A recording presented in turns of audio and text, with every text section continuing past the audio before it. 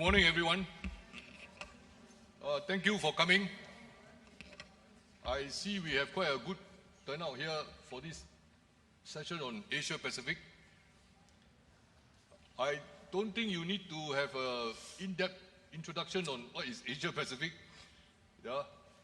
But let me just commence the proceeding. My name is Ong Keng Yong. I work in Singapore at the S. Rajaratnam School of International Study at the Nanyang Technological University. My claim to fame can be that I was formerly the Secretary General of ASEAN.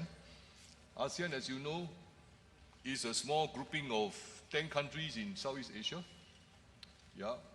consisting of Brunei, Cambodia, Laos, Indonesia, Malaysia, Myanmar, Philippines, Singapore, Thailand, and Vietnam. So there are 10 countries in ASEAN, and each of the Secretary General of ASEAN served 5 years in the job. So I done my duty. I was nominated by the Singapore government to be the Secretary General of ASEAN for 5 years. So my role today here is to introduce to all of you a bit more about Southeast Asia and the Asia-Pacific. Allow me to make a few quick comments before we move on to our respective speakers. Thank you for the entire Diplomacy Forum for including us in this particular big forum you have here in Antalya, Turkey.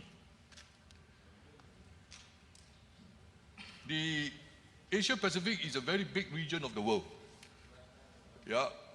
We have huge oceans in Asia-Pacific. One is called the Indian Ocean. Then you go into the middle, which is Southeast Asia, where ASEAN is located. Then you go further further east, you get into the Pacific Ocean.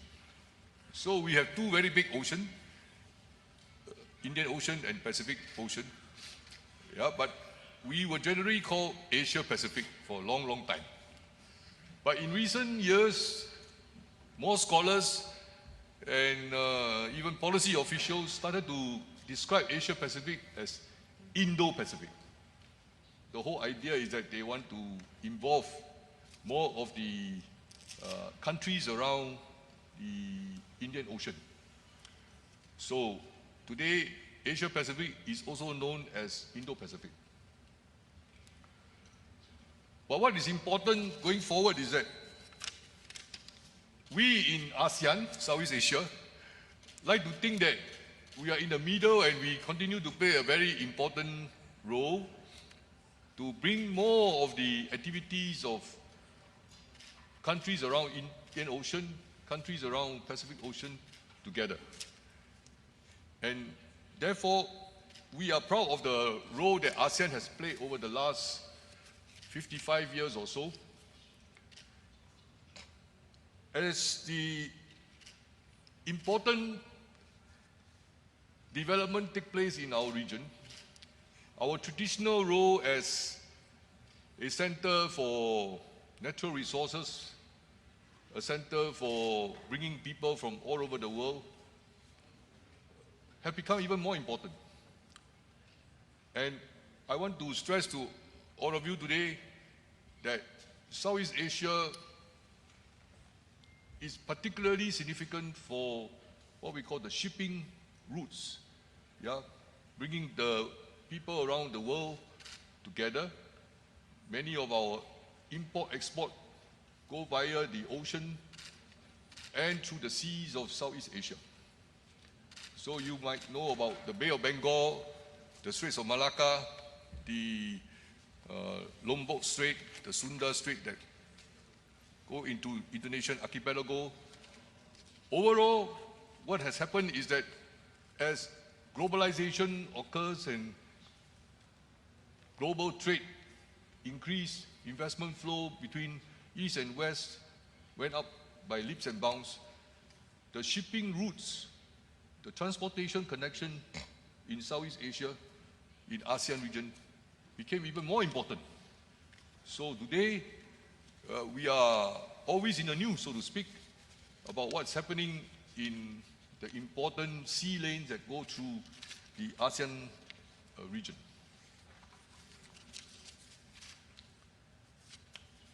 But as you can imagine, given the importance of these sea lanes and the products and services that we have in our Southeast Asian region, major powers of the world are interested in Southeast Asia. Yeah. But they had already been in our region for a long time, during the colonial period and subsequently to World War II, and after many of our countries in the region became independent, yeah, there were more activities of economic development and growth, and major powers of the world have become more entrenched, as we call it. Others not entrenched will be more engaging. So overall, we want to believe that Southeast Asia, ASEAN region have become more important. Another important factor is the huge population in all our region. Yeah, we have a big population in China, 1.4 billion today. Then we have another big population in India, 1.3 billion today. And in between, we all the other smaller countries. So almost 4 billion people live in our Asia-Pacific countries. And over the years, they have become more educated. They have become more IT savvy, technology savvy. So they have become increasingly digitalized. And the digital economy, the digital society have more and more become a part of our life. And as a result of this, the technology that you see coming out from the developed economies of the West can be found quite quickly and quite extensively across our region. So trade came first because of the historical development and the kind of natural products we can find in our region. But later we industrialized, so trade became important. And now with the digital development, the technology, and the innovation that you see happening in this sector, it became even more busy, so to speak. Southeast Asia had now become more in the news. Of course, due to the disputes that you get among ourselves in Southeast Asia and between some of the Southeast Asian countries and other big powers, we are always in the news. But let's not talk about that today. At least from me, let us listen to what our panelists have to say. Yeah. Before I pass over to the three panelists we have on stage, I want to stress that while most of us are concerned about what is happening in our region, in the wider Asia-Pacific region, there is an overwhelming sense of recognition, interest in Southeast Asia to cooperate more, to rely on diplomacy more, to rely on multilateralism more. So what we are actually talking about is that as we continue to expand, become more digitalized, more involved in other things outside of our region, including the Asia-Pacific region, we are actually more focused rather than less interested in cooperation, diplomacy, and multilateralism. So the rule of law buttress all these kind of activities that we see among nations, between countries, and so on and so forth. So this is an opportunity for our forum to look at some of these things that are happening in our Asia-Pacific area, our region, how the Southeast Asian manage all these issues, and more importantly, establishing a more stable understanding among different countries, big or small, and to rely more and more on cooperation, diplomacy, multilateralism, in order to achieve stability and growth with progress for our people. So I will stop here for my comments, but let me pass the floor to our speakers. We have 3 speakers here. Briefly, you know all of them from the reading of the material given out by the Antalya Diplomacy Forum organizer. But on stage, we have the Foreign Minister, Second Foreign Minister of Brunei. Remember, the Foreign Minister of Brunei is His Majesty the Sultan of Brunei. So anybody else who is additional ministers will be called the Second Foreign Minister or the Second Trade Minister, because everything goes back to His Majesty. The next speaker, we have a lady from Austria. She was the former Foreign Minister, Madam Karin Kritzer. She is going to share with us her perspective on how Austria sees some of these issues. And of course, she can do her own discussions about how our topic relate to her expertise. But I will keep trying to refer to her to how she sees some of the development in our region. And of course, we have Dr. Elta, from the Bosphorus University here in Turkey. He is the expert, wearing many hats.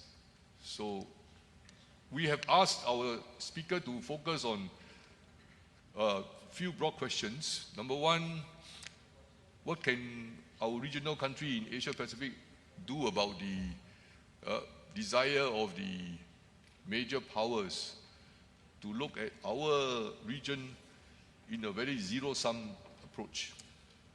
Number two, how can the potential of our Asia-Pacific region can become more clearly organized and developed for the sake of our respective countries in our region?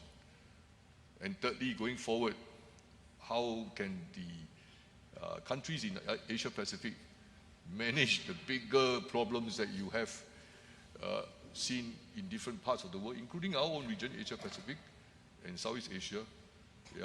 Big powers contending with each other, and what are the prospects going forward? So those are the 3 broad areas I hope our speakers will touch on. I'd now like to invite our colleague, His Excellency Datuk Irwan Yusof from Brunei. Datuk, over to you, sir. Thank you, Ambassador Kang Yong, and a warm welcome to our panelists and to all the attendants in this room. Assalamu alaikum wa rahmatullahi wa barakatuh, and peace be upon you all. Excellencies, esteemed fellow panelists, ladies and gentlemen, let me do my protocol bit first to thank His Excellency Mevlut, Minister of Foreign Affairs of the Republic of Turkey, for the kind invitation to attend this year's Antalya Diplomacy Forum. I am honored to join you all and distinguished guests in this beautiful city of Antalya. My thanks also to the government of the Republic of Turkey for the warm welcome and hospitality accorded. Of course, I would like to thank the Rajaratnam School of International Studies for co-hosting this panel, and my personal thanks to you, Mr. Ong Peng Yong. I refer to you as former Secretary General, and look forward to a fruitful discussion. You have raised very pertinent points earlier on about the Indo-Pacific or Asia-Pacific, and how it can help in or can promote a major power relationship. I'm not saying that ASEAN can provide you a solution, but ASEAN could be a good example to see how we have progressed so far. A bit of history: ASEAN is the melting pot of major power competition during the Second World War, post the Second World War. we had a very strong history of major power interaction, competition, and even to a certain extent, a conflict. So ASEAN is increasingly becoming a region of strategic importance for major powers these days. And as I said earlier on, post-World War II era, we were more of a theater for strategic power competition, namely from China, Russia, and even the United States. That state of affairs in those days brought 5 founding countries of ASEAN together in the late 60s and formed or established ASEAN, leading to the last member joining in 1999, that is namely Cambodia. The formation of ASEAN was actually to avoid the region from becoming this theater of strategic and security competition, especially with the potential to spiral out of control to the point of open conflict, where countries may be forced to choose sides. On the contrary, ASEAN has worked hard focusing on building cooperation, as what Ambassador Kang Yong has mentioned, and deepening regional integration among its members. We continue to expand this through our engagement, not just internally, but also with our dialogue partners externally, which consists also of major powers, and essentially working with them, convincing them that it is better to cooperate rather than to compete with one another. Not only has ASEAN benefited from this, but so too has our partners, our dialogue partners. Thus, it is also in their best interest to preserve ASEAN and not allow ASEAN states to choose sides. Maybe one example of having this is where I see the role of Turkey has done recently, hosting that recent meeting between the foreign ministers of Ukraine and Russia, which is something to begin with. And this is how ASEAN has worked with. It brings countries who have conflicting or views to the negotiating table.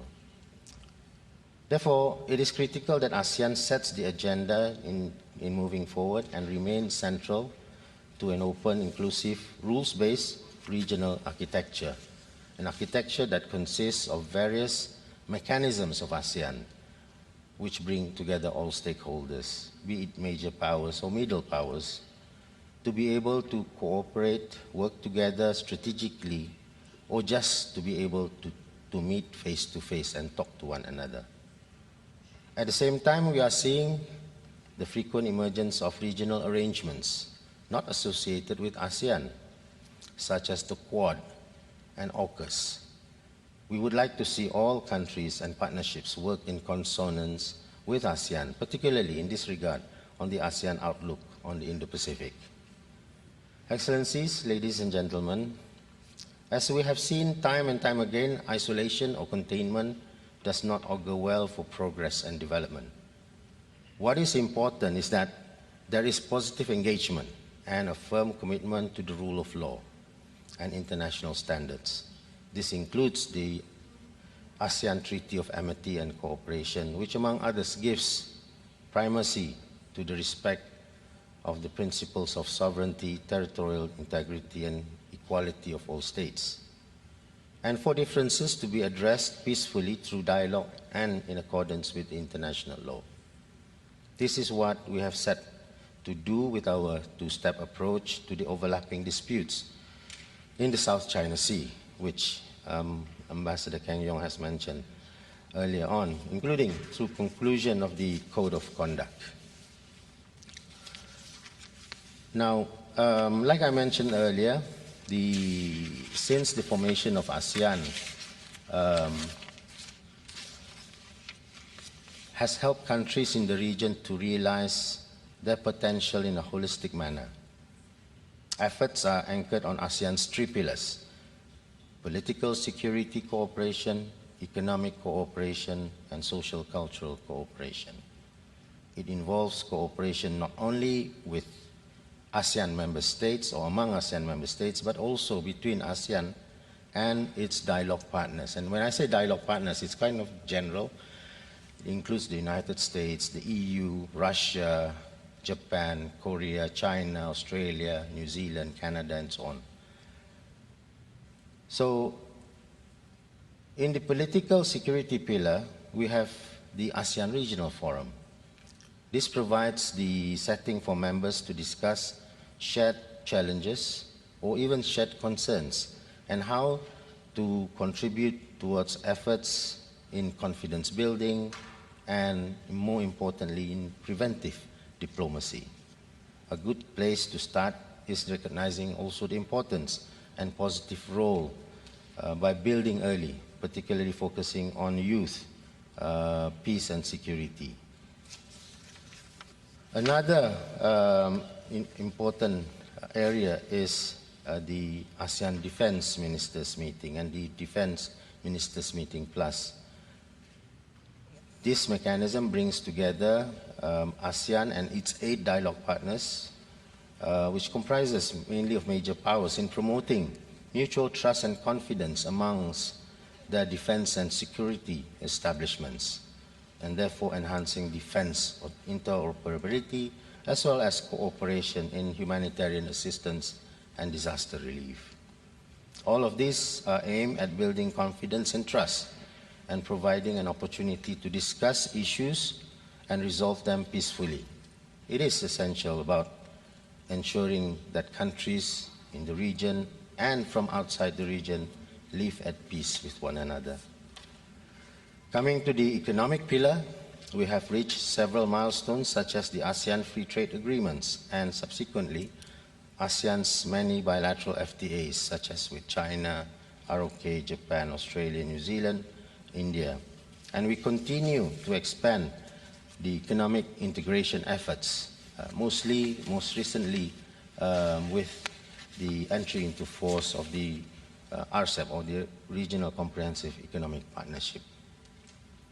All this has been work in progress for many years, covering many areas of cooperation and aimed at deepening regional integration and economic cooperation in the Asia-Pacific, building on political stability, peace, and security. In this regard, it is through economic cooperation that we can unlock the full potential of the Asia-Pacific region, which is fast emerging as the center of global trade and growth. However, to fully harness the success and continuity of this economic integration and political security and stability, it requires another factor, and that is the social integration. This is why efforts in the social cultural community is important in bringing peoples of ASEAN closer socially and culturally together through our work on human development, women, youth, and media, among others. These efforts help to forge a common ASEAN identity to strengthen our unity, particularly as we understand our futures among ASEAN countries, among the peoples in ASEAN, are very much interconnected. All of the collaborative measures that I have mentioned today are just some of the goals and aspirations contained in ASEAN's vision, including the ASEAN Community Vision 2025. But we're not stopping there. Leaders have mandated for a high-level group to start working on the vision, the next stage, the post-2025. And hopefully, with the culmination of the vision in 2025, under the chairmanship of Malaysia, a new, exciting, but more importantly to me, stable, peaceful, and prosperous region will continue to be established. An alternative to this, I need not say, of course, if there is no trust, no peace, then there's no vision in the world that can work. And this is what remains to be an important work for us in ASEAN. I wanted to end there, but Ambassador Kang Yong mentioned about the South China Sea, which is, of course, another very interesting area, among others. The South China Sea issue is a complex one, and it has to be addressed in a comprehensive manner. For many countries, this is a vital waterway. It carries about 60% of global trade through it. And the implication of an unstable South China Sea has a global implication. And 1/3 of global shipping passes through South China Sea every year. Recent years, we have witnessed some worrying activities in the South China Sea, and there is potential for spillover effects of great power rivalry, adding to the tensions in the region. Therefore, in taking into account of all this, it is important that these waters remain open, free, and peaceful. We are acutely aware that the situation is inextricably tied to ASEAN's overall aim to maintaining peace, stability, and a rules-based order in the Indo-Pacific region. For that reason, we have placed much importance on the adherence of international law, in particularly the 1982 UNCLOS. We hope all parties will exercise self-restraint, whether they are directly or indirectly involved, and minimize the risk of misunderstandings and miscalculations that could lead to an undesirable incident at sea, but more so will have a global implication. This is where ASEAN's efforts are critical in promoting a calm and peaceful environment by building confidence and enhancing mutual trust in the region. ASEAN and China will continue to work closely together to fully and effectively implement the Declaration of Conduct of Parties and continue its negotiation to conclude a code of conduct in the South China Sea. Essentially, it is about ensuring that any policy and behavior in the South China Sea are anchored in international law, particularly the 1982 UNCLOS, and guided by the principles and obligations set out in the UN Charter, the ASEAN Charter, and the Treaty of Amity and Cooperation. I thank you, Moderator, Ambassador. Thank you, Minister, for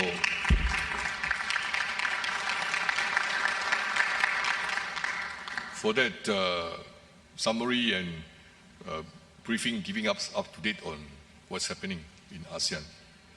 Now I pass on to Madam Kep. Thank you very much, Ambassador.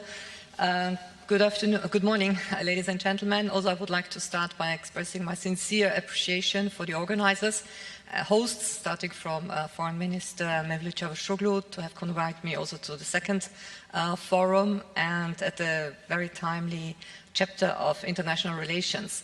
I would like to connect that also with a first thought, which I deem necessary to share when we speak about diplomacy. There is a fundamental confusion worldwide on foreign policy on the one hand and diplomacy on the other. They are two different disciplines. Unfortunately, we are today locked in a stalemate, and we see it with the speechlessness that we have in diplomacy, what we have seen also in this sort of shuttle diplomacy in December, January in Moscow. Everybody followed the pictures, but it was a repeating of well-known positions. It had little to nothing to do with what I would call diplomacy, or what the art, and the art is the top. Before we reach the top, we speak of the craft. And in order to be a craftsman or a crafts-lady in diplomacy, you should also dispose of talent. And we do have too many untalented diplomats. And we do have too many, much too much focus on teaching the other what to do. Second Foreign Minister, His Excellency, spoke about Asian countries being forced to choose sides, what is also called coercive diplomacy or transformational diplomacy in the Anglo-Saxon tradition of which is, in my mind, rather the opposite of what diplomacy should be about, namely a respectful dialogue without interfering in the domestic affairs of the others, but simply a respectful dialogue. And this has gone a long time ago, as has gone also the European century. The European century was mid-18th to end of World War I, 1918, what also Hobsbawm called the long, bloody 19th century. So these times are long gone, and diplomacy has undergone fundamental changes, which has to do also with much more colorful landscape that we have. Only in my little lifetime, when I finished school, we had 153 members of the United Nations. When I finished my law studies, there were more than 192 countries. So these trends might continue. The emergence of statelets, Balkanization, Lebanization is nothing that is reduced to the area of Southeast Europe or the Middle East. It can happen anywhere. It can happen even inside the European Union. So speaking of diplomacy on the one hand and foreign policy on the other, I would like to connect that also with the thoughts of what the Antalya Diplomatic Forum is, and what, in my observation, also Turkish diplomacy has been realizing on many levels, namely, on the one hand, a very remarkable outreach on a truly global level. It's reflected in the list of participants that we have here. I have the honor to be here with you and a colleague from the Turkish Ministry of Foreign Affairs on the Asian topics, but we have Middle Eastern, we have a lot of topics discussing the large African continent. So there's a tremendous outreach. There's a foreign policy agenda on that about going global, truly going global, not picking and choosing certain areas where you would like to advance an agenda. And that has to be in combination in order to be successful, that each and everybody involved, whether it's on the top political level or whether it's on the level of the 4th, 5th secretary of an embassy, of a consulate, of a general consulate, it's about the chemistry, it's about the talent that I mentioned beforehand. A diplomat is not there to tell the host country what to do. And that is unfortunately the situation that we have today in many, many regards.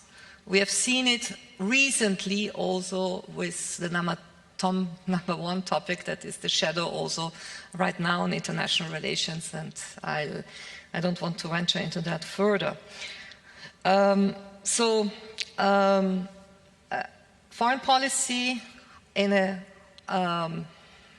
a sophisticated mix with talents and true craft. And true craft is based also, in particular when you work in international relations, about mastering the language of the country you work on. Whether this is in the diplomatic area, whether this is in the area of historic studies and others. When I was 17, I decided to study Arabic and Hebrew, and I was asked, why do you go for that? And I quote some of the adults who gave me a very stupid advice then. They told me, don't go into Arabic. All, I quote, intelligent Arabs speak good English. And I said, but I'm not interested about, speaking with some sort of Washington-based diaspora. Inter alia, this was one of the fundamental factors that led into the Iraq War of 2003.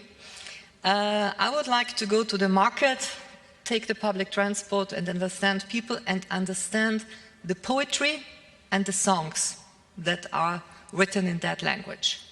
And if you want to understand what's going on in the Middle East, and that's why I decided to study Arabic and Hebrew, it is all about also getting the non-tangible but very important emotional, historical side of a conflict.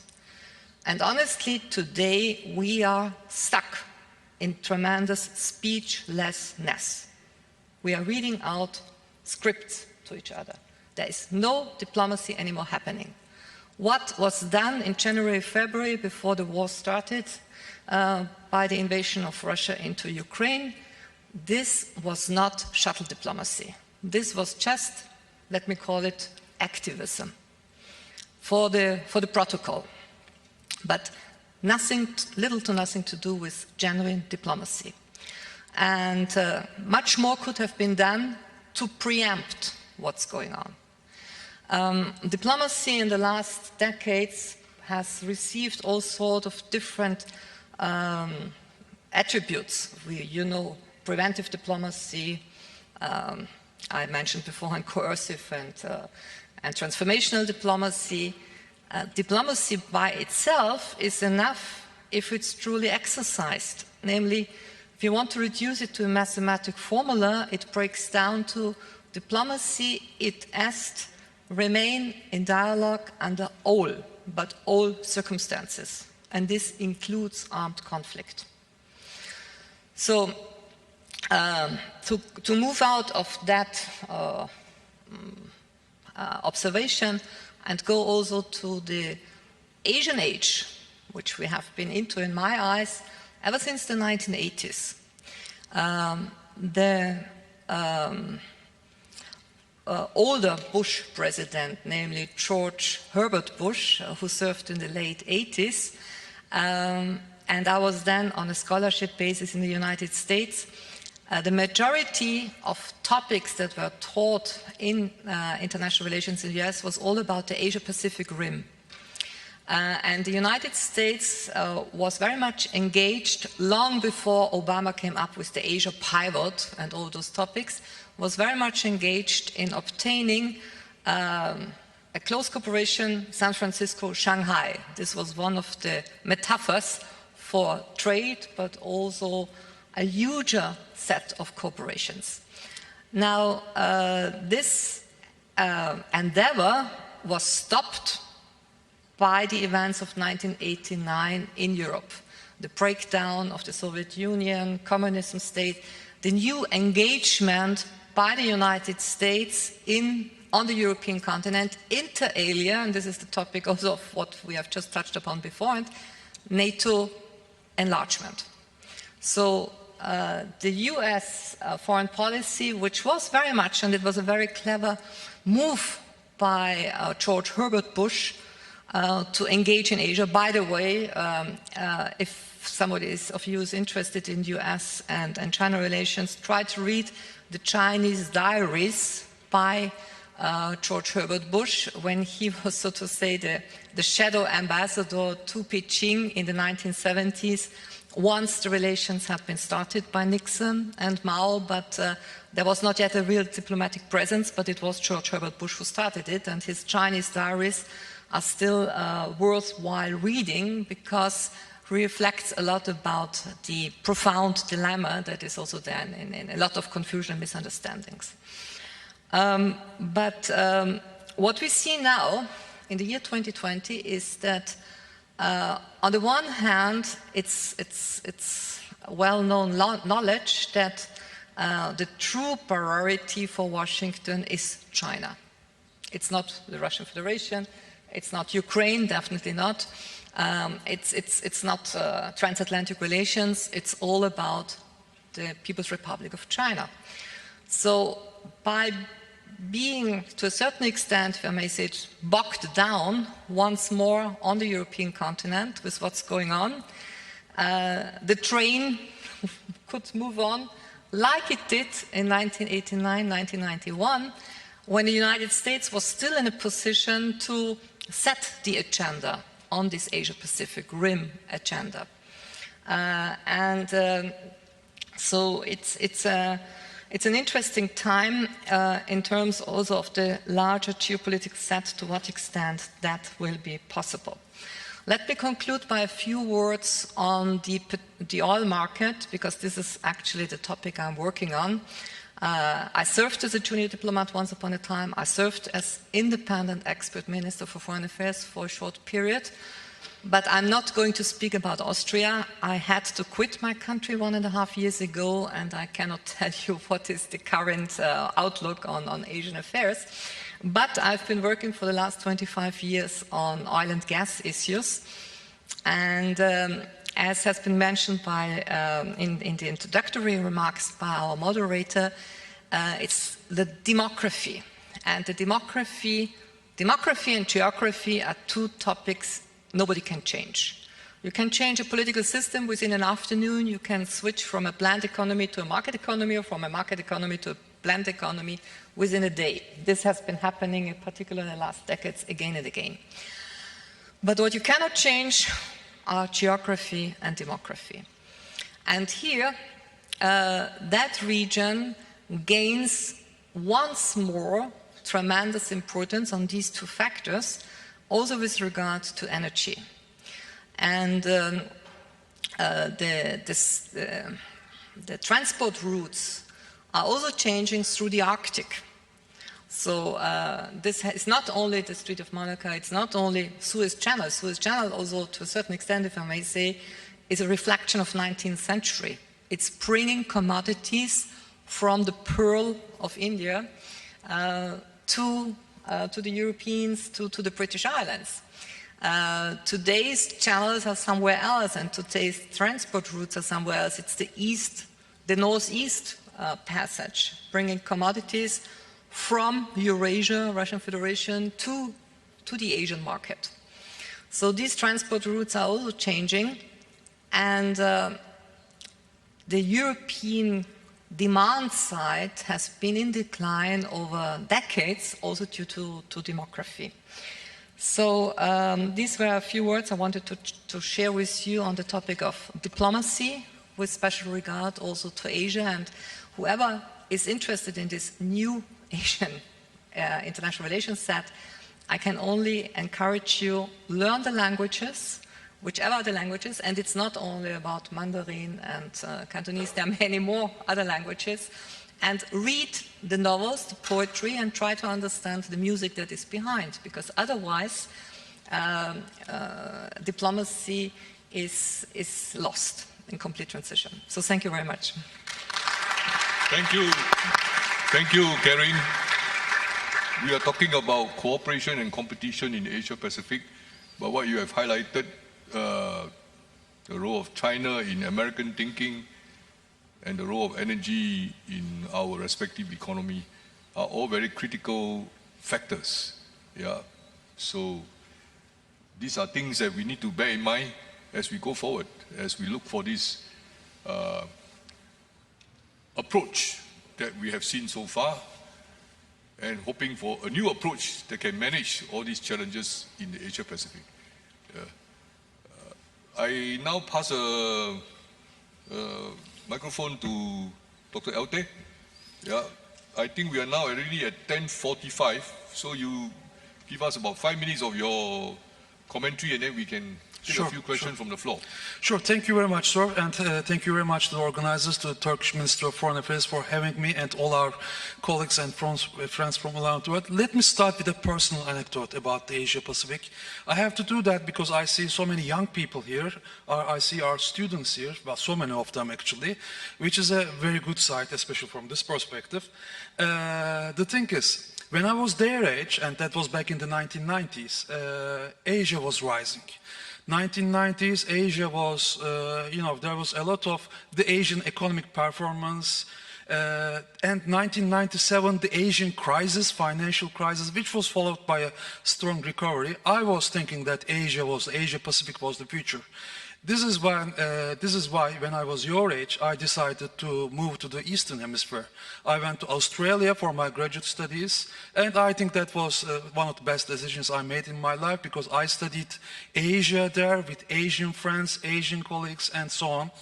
And I'm talking about now the years 2000, 2001. I was feeling that we are at the beginning of the Asian century, and it turned out to be right. But today, I'm still thinking so. Today, the world is such a problematic place with all these troubles all around, but I still think that Asia holds the key for our recovery. Not just post-pandemic recovery, but recovery of the world as a whole. Now, let me tell you why.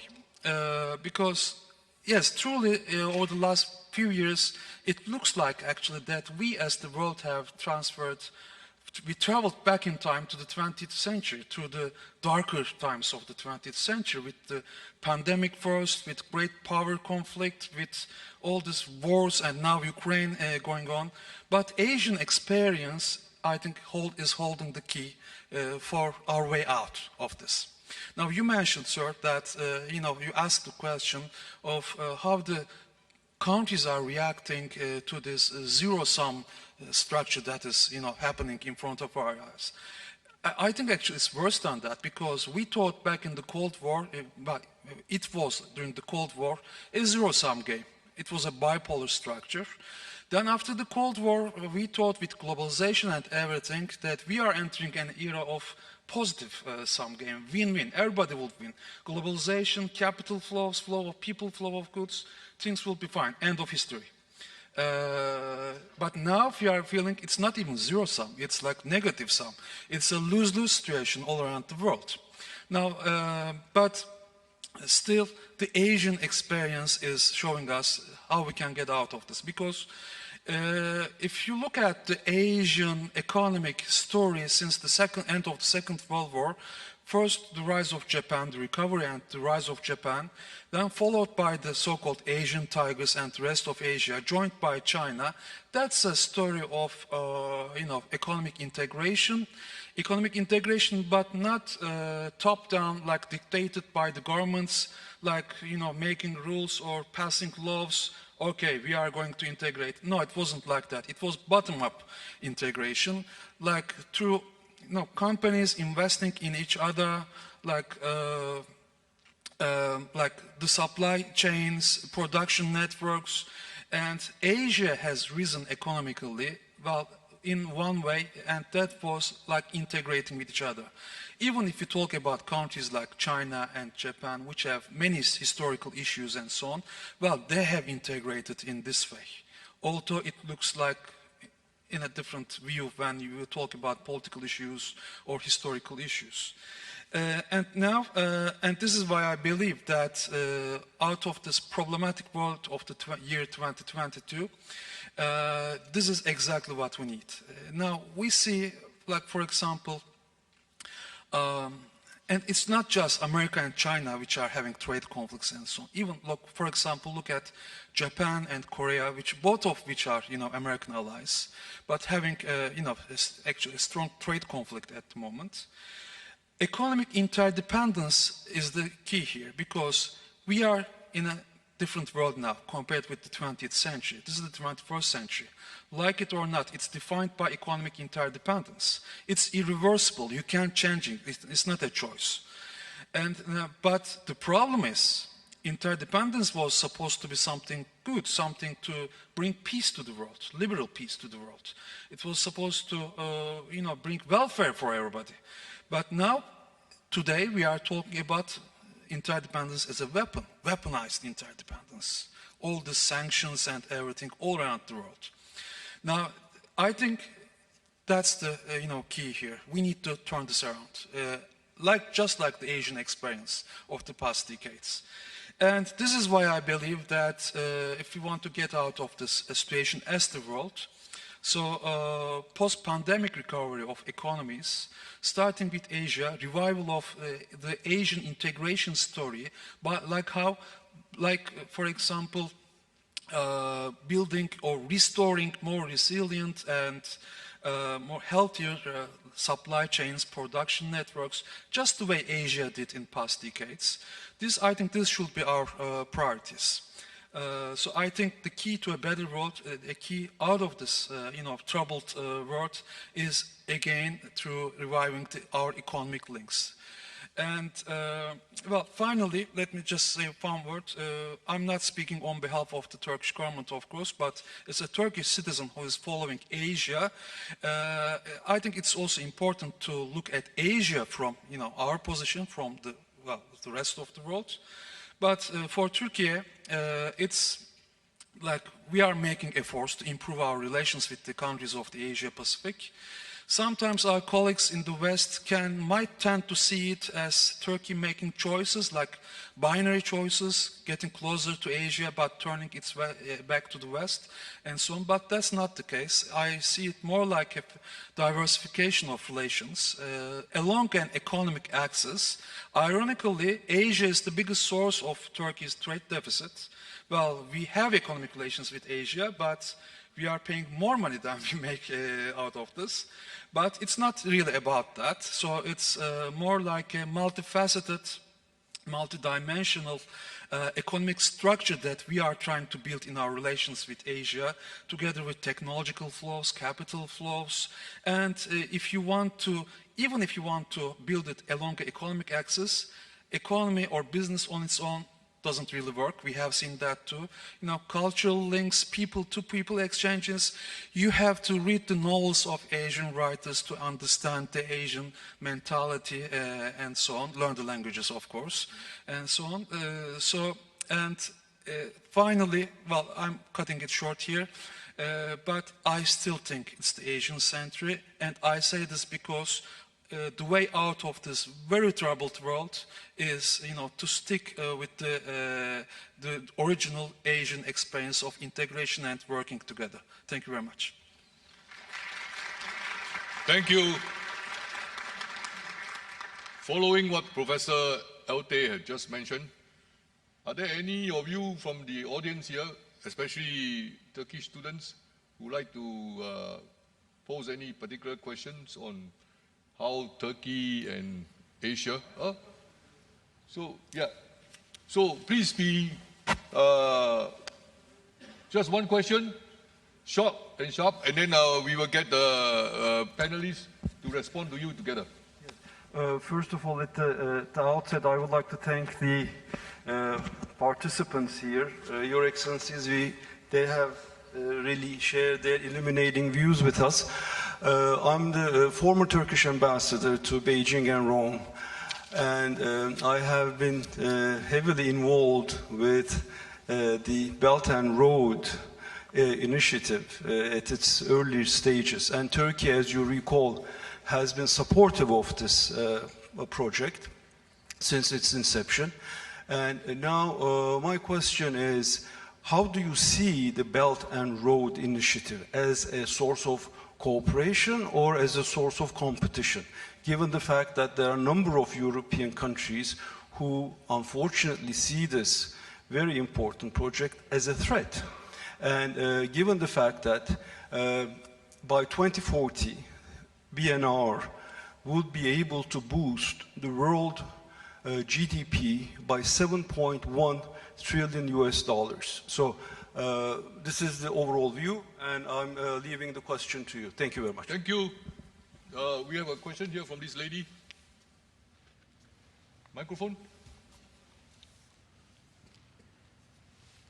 I would prefer them to first answer the question, then I ask, because... No, I think we don't have time. If you don't mind, just pose a question. Okay. Hi, I'm a student. I participate from Antalya. Welcome, and thank you all for your speeches. My question would be about Ms. Karin Niesel had portrayed what good diplomacy is about, and she had given some insight. So you signified that what bad diplomacy is about, and you gave a case about it. So from your point of view, I would like to ask what a good diplomacy example would be, if you have any in your mind. Thank you. Can we ask other questions or one Okay, by quick one. Yes, quickly. Then let's have the others. Okay. We have another gentleman in front. Yes, please. Quick question. Yeah. Merhaba. İlk olarak güzel bir mesaj verdiğiniz için çok teşekkür ediyorum. Hello, I'd like to Ben thank you Güney very Kore'den much geldim. for Özellikle benim giving sorum us this message. I come from Altay Altay Hoca'ya vermek istiyorum. South Korea, and Son I'd like to ask günlerde my question to Mr. Altay. Rusya'nın Ukrayna'yı recent işgal days, etmesinden itibaren as of the Uzak first date Doğu'da, of invasion of Russia Kuzey over Kore'nin Ukraine, Güney in Kore'ye, far eastern Çin'in regions, Tayvan üzerine askeri from South gösteri Korea yapmaya to North başladı. Korea, from China Dünyanın to bir other parçası countries, olan there has Avrupa'da been some military gerginlik ortaya shows. çıkarken varken So, in başka some part of the parçası olan world there is Asya'da da tension, and gerginlik in yavaş yavaş Asia, yükselmeye tension başladı. is slowly but Biz surely bu forum escalating. boyunca So, throughout this ülkeleri forum, arasında gerginliğinin dünya barışına zarar vereceğini bildiğimiz için we know that this ülkeleri tension all arasında around the gerginliğin world is going to mutlaka harm kaldırılması the peace gerektiğini in the biliyoruz. world, and we know that this tension Sizce between countries should be son eliminated. günlerde So, according to Uzak you, Doğu'da yavaş in yavaş recent days gelişmeye in başlayan Far bu Eastern gerginlik countries, nasıl this çözebiliriz tension ya which da is nasıl emerging, çözülmesi how gerekiyor can it be solved? diye How can sormak we istiyorum. solve this Teşekkürler. tension which is emerging in Far Eastern countries? What should be the way out? Thank you. Wait, hold on. Panelists, you got his question? Okay. Yeah, thank you very much. My name is Omer Anas. I am assistant professor in Ankara Yildirim Beyazıt University. I teach Asian politics there, and I have just published my edited volume on Turkish-Asia relations, in which Dr. Altay is also one of the contributors. I came here 4 years ago exploring whether Turkey can have an Asia policy or Asia approach, wondering that Turkey has been a completely West-centric country in its foreign policy relations. And in this exploration in the last 4 years, I have seen that Turkey has, for example, Turkey's Africa policy has been very successful and has found new inroads there. But I suppose that the main difference between Turkey's Asia policy and Africa policy is that most of Africa policy has been successful due to its West-centric policy. In Asia-Pacific, I fear that perhaps Turkey is looking for an active Asia-Pacific policy, mostly because it is an extension of Western foreign policy, but to have equally active South Asia policy will be more challenging, and perhaps Turkey is not yet preparing for such a South Asia policy where Turkey would require so much balancing acts between India, Pakistan and China. So I would wonder if any of the panel members, and especially Dr. Altay, may respond to this question. Thank you very much. Okay. I think we will stop here. Let the panelists answer the 4 questions before, if the organizer allows us to move to the next set of questions. So, Dr. Karen, you want to take the diplomacy question? Yeah. Thank you very much. I'll take the diplomacy question and the question by the ambassador on the Belt and Road Initiative. Regarding diplomacy, I would refrain from speaking of good and bad diplomacy. I don't think that I use the word good and bad. I would rather speak of professional and not professional diplomacy, activism as I called it beforehand. You asked me for an example of, let's call it successful or real diplomacy. The topic that comes to my mind are the Oslo agreements of 1993, which were negotiated under very difficult circumstances for the persons involved in the early 1990s. And the key part of it was, as Excellency, the Second Minister of Foreign Affairs also said beforehand, trust. It was all about trust building. When PLO representatives and Israeli officials, not people from some NGO, but officials met in Norway under top discretion. You know, nobody went out and made a tweet, we have today some secret talks with, you know. We don't have today anymore this very important space of discretion where you have closed sessions. Everything has to go public in the minute. And diplomacy needs some protected space. I don't want to use now secretive or whatever, you know, because secret diplomacy of World War I has a very bad connotation, Sykes-Picot agreements and so on. So Oslo was such a successful story because those who met and those who interacted, they did it in discretion, they trusted each other, and each one involved there risked a lot. They could have gone into prison. So this is a very important example. Now was my mistake. The deficit about Oslo was, they thought, the negotiators then, by building trust, step by step, we will be able to solve the issue in the Middle East, but they omitted from the very beginning the 3 key factors: status of Jerusalem, borders, and return of refugees. They thought step by step we will reach it, but when you do not call a spade, when you do not put all the topics on the agenda right from the beginning, you might get lost also in something. So Okay. that's something. On the Belt and Road Initiative, when I still served as minister in May 2019, there was this complete move, 180 degrees, going away from change by trade and cooperation by trade, as the European Union has been preaching for years, calling China a systemic rival. And what we have seen ever since was a very strong language, including sanctions. In, I think, 2020, we had also the sanction topics against certain Chinese institutions. And right now we have anything else but real diplomatic interaction. And what happens in terms of the various projects of Belt and Road remains to be seen. A lot has been shelved. Thank you. The organizer is really chasing me.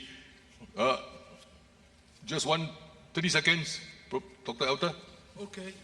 Quickly. Maybe quick just to the Korean question and Professor... Microphone, please. Microphone, please. Sorry.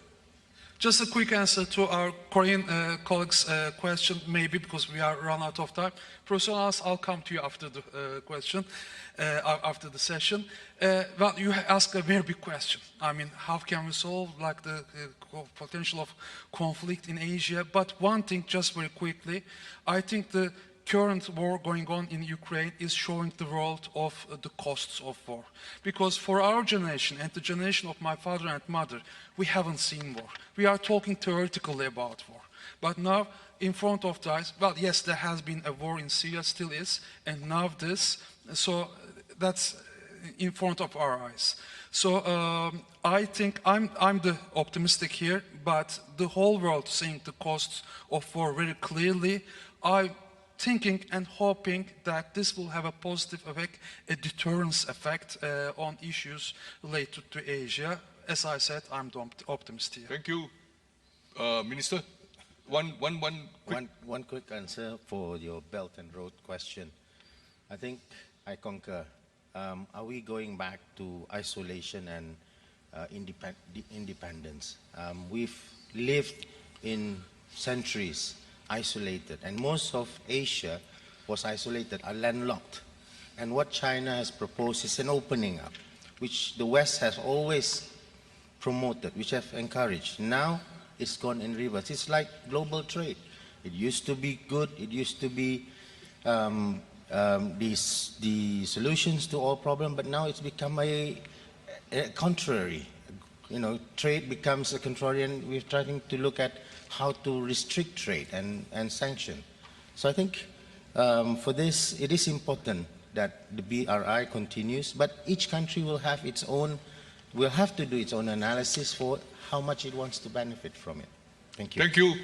Thank you, panelists, for your quick and short answers. Ladies and gentlemen, I'm very sorry we ran out of time, but for the next round, organizer can give us 5 hours for Asia Pacific, because it's such a big region. Thank you all very much. All I can say is that there is a lot of interest on Asia Pacific. Thank you all for your attention, and thank you the speakers. Your talking points are all very important. Good day. Thank you.